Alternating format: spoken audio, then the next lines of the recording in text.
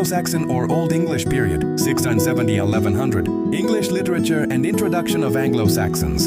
The earliest phase of English. Literature started with Anglo-Saxon, literature of the Angles and Saxons, the ancestors of the English race. Much before they occupied Britain, English was the common name and tongue of these tribes. Before they occupied Britain, they lived along the coasts of Sweden and Denmark, and the land which they occupied was called Anglo-land.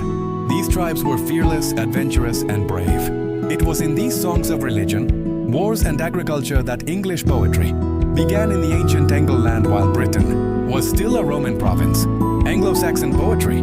Though much of this Anglo-Saxon poetry is lost, there are still some fragments left. For example, Widsith describes continental courts visited in imagination by a far-wandering poet. Waldeer tells how Walter of Aquitaine withstood a host of foes in the passes of the Vosges. The splendid fragment called The Fight at Finnsburg deals with the same favorite theme of battle against fearful odds, and Complaint of Deor describes the disappointment of a lover. Beowulf. The most important poem of this period is Beowulf. It is a tale of adventures of Beowulf, the hero who is a champion and slayer of monsters. The incidents in it are such as may be found in hundreds of other stories. But what makes it really interesting and different from later romances? Religious poetry. After the Anglo-Saxons embraced Christianity, the poets took up religious themes as the subject matter of their poetry. In fact, a major portion of Anglo-Saxon poetry is religious.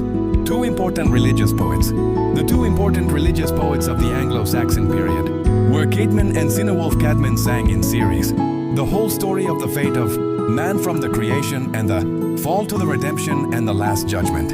And within this large framework, the scripture history, Cynewulf's most important poem is the Christ, a metrical narrative leading events of Christ's ministry upon earth, including his return in judgment. And within this large framework, the scripture history, Cynewulf's most important poem is the Christ, a metrical narrative leading events of Christ's ministry upon earth, including his return in judgment, which is treated with much grandeur. Difference between Anglo-Saxons and Normans poetry. Anglo-Saxon poetry is markedly different from the poetry of the next period, Middle English or Anglo-Norman period 4.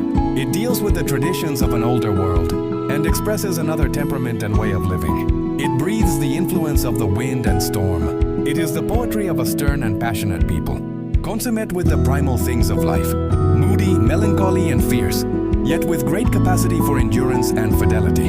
English prose. The Anglo-Saxon period was also marked by the beginning of English prose, through the chronicles which probably began in King Alfred's time, and through Alfred's translations from the Latin, a common, available prose was established, which had all sorts of possibilities in it.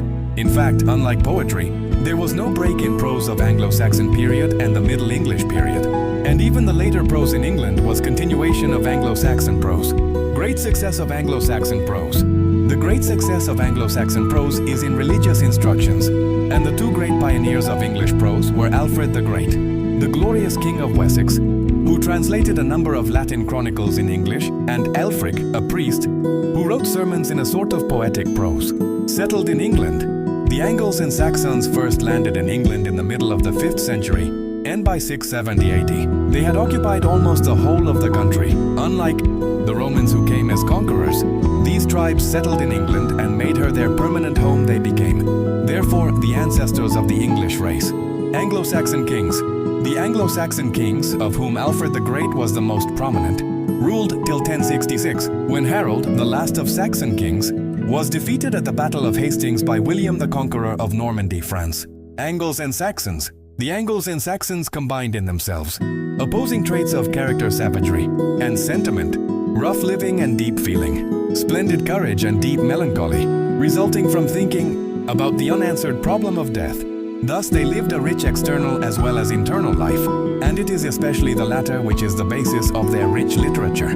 To these brave and fearless fighters, love of untarnished glory and happy domestic life and virtues made great appeal. 5 great principles they followed in their life. 5 great principles: love of personal freedom, responsiveness to nature, religion, love for womanhood, and struggle for glory. All these principles are reflected in their literature.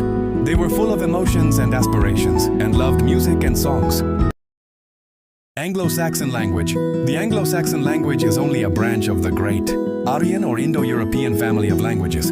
It has the same root words for father and mother, for God and man, for the common needs and the common relations of life as we find in Sanskrit, Iranian, Greek, and Latin. And it is this old, vigorous Anglo-Saxon language which forms the basis of modern English. Thank you.